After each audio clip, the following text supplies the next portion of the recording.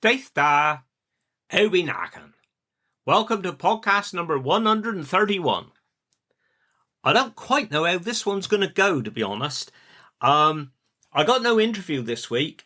I always like to give people that I'm going to speak to plenty of time to perhaps just think about what they're going to say. And I've always got somebody in mind, and I speak to them perhaps a week ahead, something like that.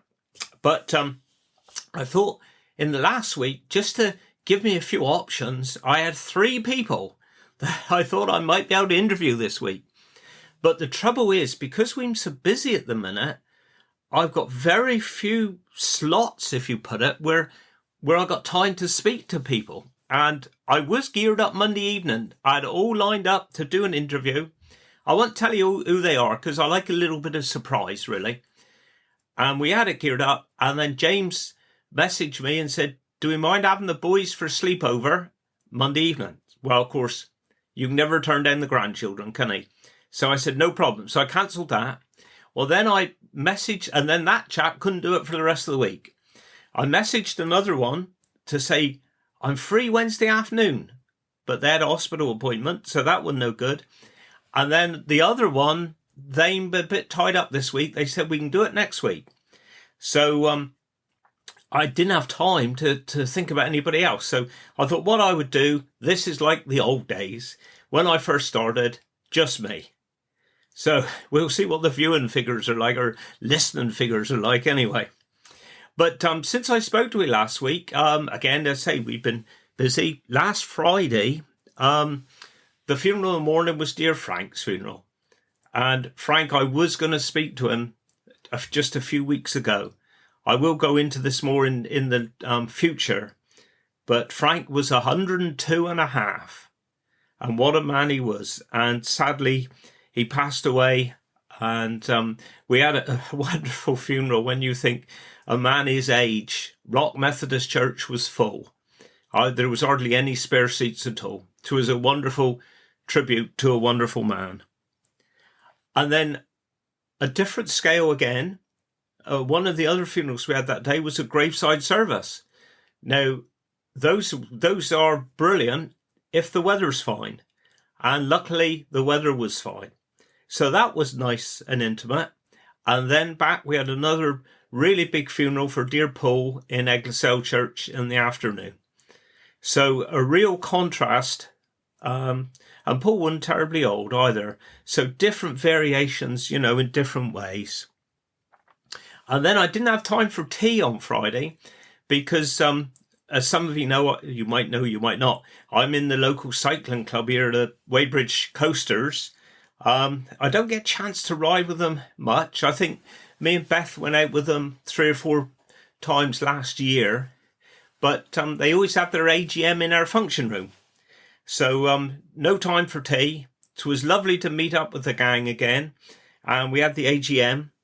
And then the rest of Saturday and Sunday was really paperwork and running.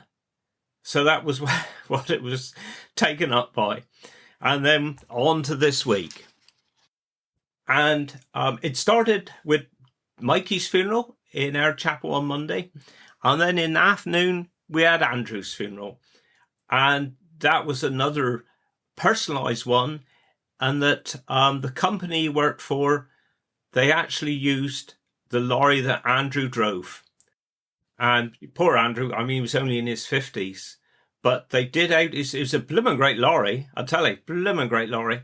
And they brought it to our place. They'd done it up lovely on the back of the lorry. And so we placed Andrew's coffin on there. And he lived there in Bodmin. So we went back close to his house. And then the family followed to Glyn Valley. But that was quite a sight. It was that big that they had to reverse in from the road. There was no way they could have gone in and, parked right outside the chapel the proper way. One thing, during the service, I did have the honour, I was asked to read a poem in memory and tribute to Andrew. And what I thought I might do, I'll read this poem at the end. We got a lot of different Cornish poems. I didn't write this one. This is one written by somebody else. But I was asked to read it at the funeral, and it was a real honour, I must admit. On Tuesday, we had a couple of unattended funerals in the morning. And then in the afternoon, we had Mary's funeral. And Mary, 'twas fantastic, really. She was 97 and a farmer's wife or widow. And I was a little surprised when the family approached me and said, we'd love to have the Triumph Bonneville motorbike and sidecar. Because you don't think of, people perhaps that age kind of thing, especially ladies, wanting that for their hearse.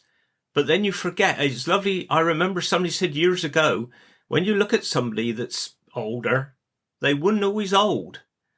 And Mary, when she was young and courting with Martin, and when they got married, they went hundreds of miles on a motorbike. Hundreds of miles. And we managed to keep it as a surprise to most of the congregation. Hardly anybody knew. I think it might have been a bit of a giveaway when we walked into church and I was actually there in all my leathers. They might have thought, well, what's on with E? But at the end of the service, Katie, the vicar, she said if everyone could follow the family out of church just to say a final goodbye to Mary.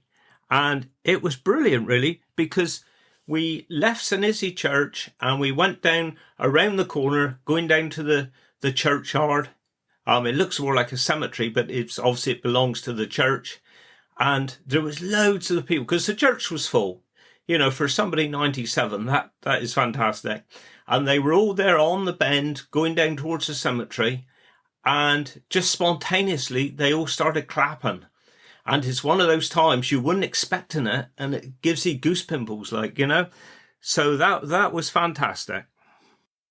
Now, while the hearse was down, because we get the hearse from a company in the Midlands, because they've kind of got the patent on all the design for the motorbike and sidecar. They got hang of a fleet, and Mark was down, and he brought down a gold cup, which he presented to me, which was brilliant. I did put it on our RJ Bray Facebook page, and it was a cup for leader of the pack. Now, apparently, he said there's only 3, maybe 4 other people throughout the country, funeral directors, that have got this cup, that have been awarded with it. And what it's for funeral directors that lead the cortege on a motorbike, on their own bike. There's, like I say, 3 or 4 other funeral directors will walk in front, or they put a car on. And the reason you need to do this is because obviously the motorbike and sidecar, they come down from way up north, up in England. Well, they haven't got a clue where they're going, and timings and that. So they need somebody to pace them so they follow, so that they know where they're going. And I always like to do it on my motorbike.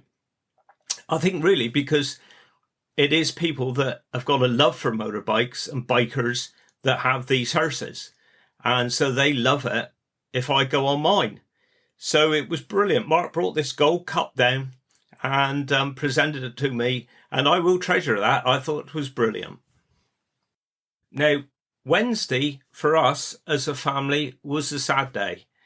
I had a funeral first thing in the morning, 9 o'clock at Glyn Valley, but then dinner time, we had the funeral for Father's cousin, Rob Vigus.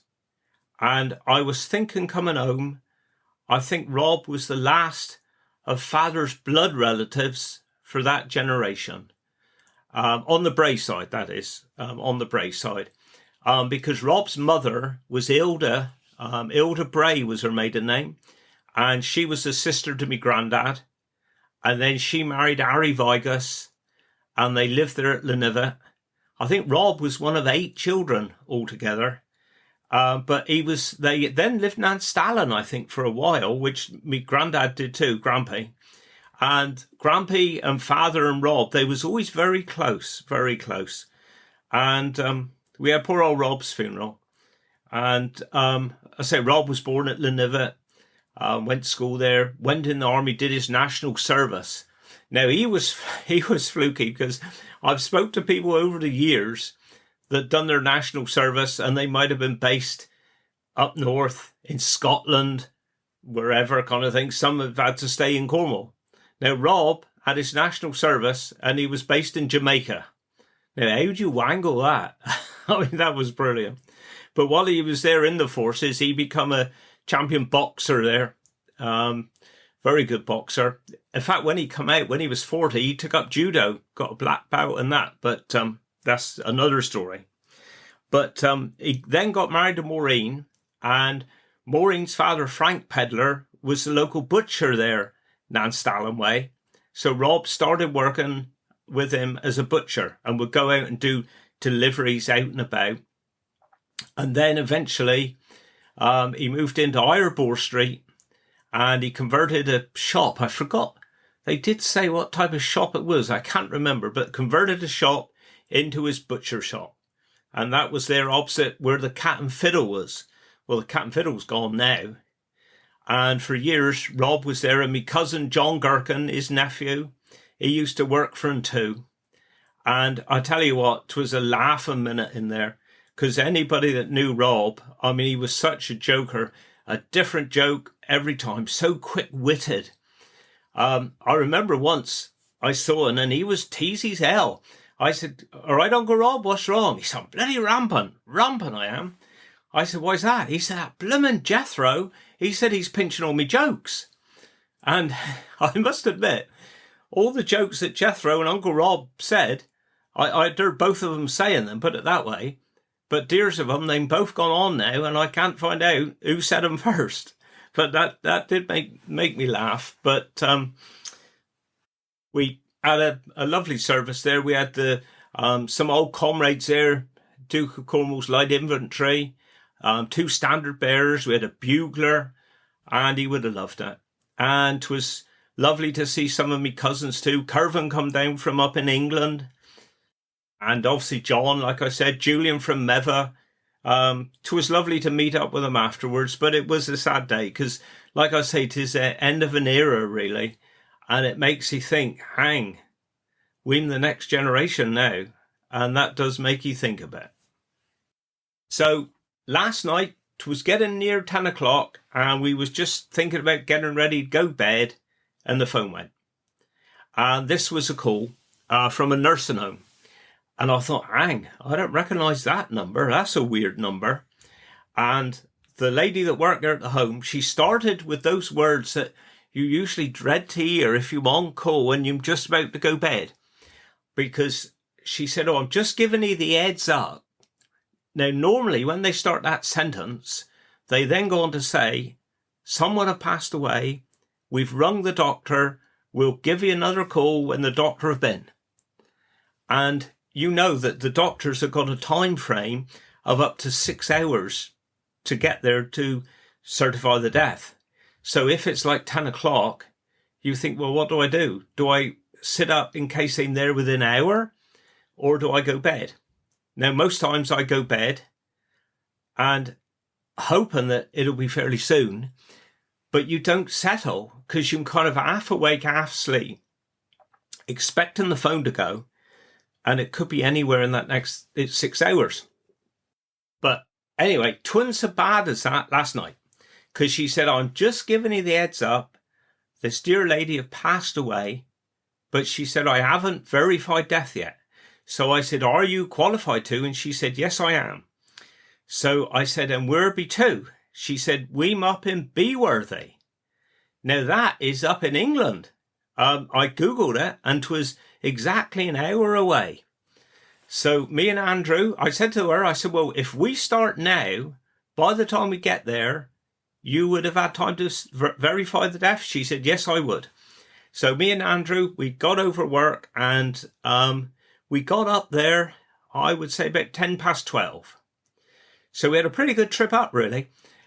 It was fantastic. Just before we got to the nursing home, I mean, it's obviously middle of the night, but we went over this real old ancient bridge, and right in front of us on the left was this huge thatched roof house.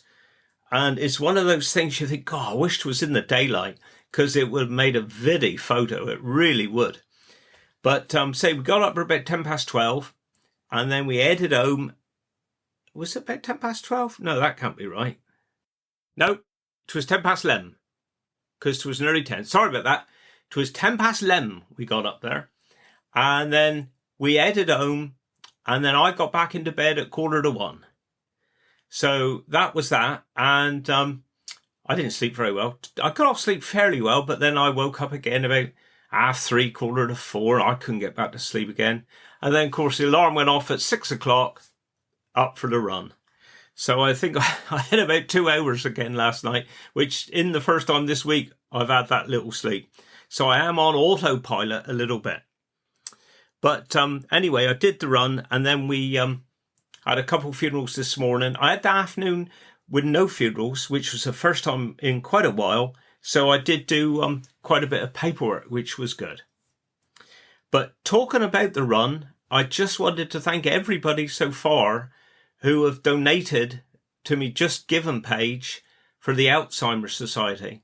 Because like I say, we're running the Bath Half on Sunday, and I thought I would just do a target of £500 because I left it a bit late, and I can't believe it. Within 24, 48 hours, we'd gone past that target. I mean, some people were so generous. It's fantastic. But I'd love for it if more people could donate for the Alzheimer's Society. Just look for David Bray. There's a picture of me in my running vest, and we're all geared up for Sunday. I must admit, I'm 60 now. Didn't start running till I was 52. And as you know, I hate running. But I'm actually now running the fastest I've ever run. I'm on it. I really am. Mabel, me little maid, the youngest maid, she's doing her first race or run on Sunday with me. Never done it before. And dear of her, she's had a few issues and niggles with her training. And she struggled a bit. She's getting there, but she ain't up to where she should be, and I think she realises that. So I got the dilemma now. I mean, she said to me, look, if I'm struggling, you go on ahead, which between you and me, I know you won't tell nobody, I wouldn't mind doing really, because this could be the last half I've ever done. I've already done 2 before, mind. And I'd love to get a good time, really. But then Beth said, well, you can't leave her, dear old maid. 'Tis her first race. You can't leave her, which is true. So I'm not quite sure what I'm going to do yet. Whether we'll see how Mabel gets on and how she feels. I mean, she might end up beating me, which we'll see, which I don't mind at all. I'll tell you what, as long as I finish, but I wouldn't mind getting a good time. So anyway, that is on Sunday. So I'm all geared up. And I will keep in touch and let you know how I got on. Another thing I was going to talk about tonight, which I don't know if I have before, how many times have I said that, is how things have changed with funeral announcements. Now, when I started, and for many years, you would ring up the newspaper and you get through to one of their ladies there, and you would dictate the announcement over the phone, and you'd hear them typing away, and they'd finish it, then they would read it back to me, and then it would be in, say, the next paper the next day, next edition, or if it was the Guardian the next week sort of thing. And I know when we started getting busier, I didn't have time to do it during the day, and they used to be open till 8:00 in the evening. So I remember I'd go home, have a quick tea, and then sometimes I'd be on the phone from like 6:00 till 7:30 sort of thing, waiting to speak to one of their operators and then dictating announcements over. They would then type it and read it back to you to check if it was okay. And that went on for a long time. And then, of course, as computers come in, it changed a bit then, where then you would email it. So you'd email in the announcement, and then they would sort it, send back a confirmation. Well, these days, it have changed even more. And now we do all the donkey work ourselves, because we actually get onto the website and we set it up as it should be. So, I mean, I think they might still check it, but we actually set it up, type it up and everything. So that have really changed. And I think you've got to get it in by like 4:00 now for the next day. But the one thing I have noticed is how few people now actually have a newspaper announcement. where everybody's funerals used to go in Western Morning News, Cornish Guardian, some would go in the Times and the Telegraph, but definitely Morning News and the Cornish Guardian. And we would pay, I'm going back a few years now, we would pay them over £1,000 easy for a month's newspaper announcements. Well, now we don't even pay them in the hundreds. Well, it will be a few hundred, but they're in many, because most now seem to have gone down the line of just putting on our website and our Facebook page. And you think, well, how's that going to get out to people? But I tell you what, the numbers, it's still the same. The attendances at the funeral, as you hear me say most weeks, go, church was full sort of thing. And just to give you an idea, dear Jeff Dyke, we had his funeral down Penmount a month or two ago now. And I put on there a video of the fire engine leading them in at Penmount sort of thing. And I spoke to Liz and that, and we put the video on. And just to give you an idea, 135,166 people have seen that video. So it's amazing just how, that's just going on our work Facebook page, how it just gets out there. I mean, regular followers now on our Facebook page is over 7,000.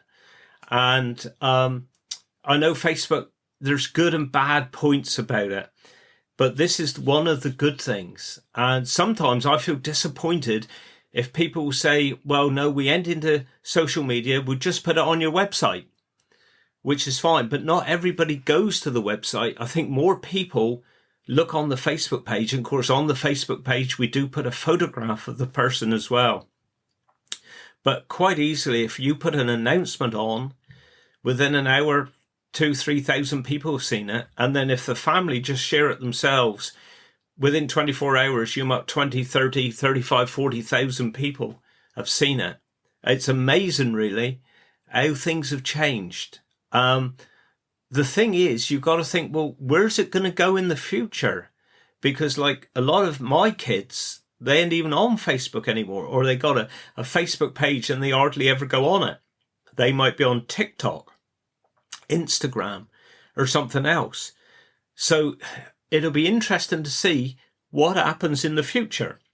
But at the moment, you know, that is the way it seems to be to getting the word out there with the website and the Facebook page. So there we are. Well, I think that's pretty much, I'm getting near the end of what I was going to say tonight. I must just send out me best wishes to our old mate, John Champion. He's a bit under the weather at the minute, and I know he listens to the podcast. He's been on here before. You might have heard his episodes, but he's a bit wished at the minute. So, John, we're wishing you well, mate. Get better soon. There we go. So, I think for me Cornish word of the week, as I was talking about Andrew's funeral earlier, I'll do the Cornish word for lorry, which is curt. Curt. Not cart, curt. And instead of me dialect, I think I'll read that poem, if 'tis all right with you, that I did read at his funeral. I'll just get it up here a minute. And 'tis a beauty little poem, really. I say I didn't write it myself. I don't know who did write it, actually. But 'tis a lovely little poem. It said, I'm proud to be Cornish. So, here 'tis. I'm glad I was born here in Cornwall, where pasties are out of this world, where the rich saffron cake that the Cornish girls make keep the hairs on your chest tightly curled. I'm glad I'm living in Cornwall, where the sea's never too far away, where a Cornish suntan takes years off a man. Me handsomes, 'tis true what they say. I'm glad I stayed here in Cornwall, 'tis here that some peace still is found, where the wise cousin Jack gives a grin and sits back to watch the rest of the world race around. I take pride in the fact I'm from Cornwall, for us Cornish are proud so-and-sos, Any service or task we'll perform if you ask, but tell us and we don't want to know. Yes, I'm some glad I've lived here in Cornwall. 'Tis here that my days must be done. Then buried I'll be within the sound of the sea, in some spot that's been warmed by the sun. As the seagulls are wheeling and turning in the blue Cornish skies up above, my spirit will soar with those gulls round the shore of my Cornwall, this Cornwall I love.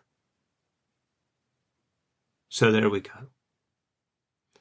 Right, well that's it for this week. Sorry it's been me all week. I'll try and get something sorted next week. We'll see how it goes. But have a good week anyway. Wish you well. Do Guinness. Carn Ovis Ficken.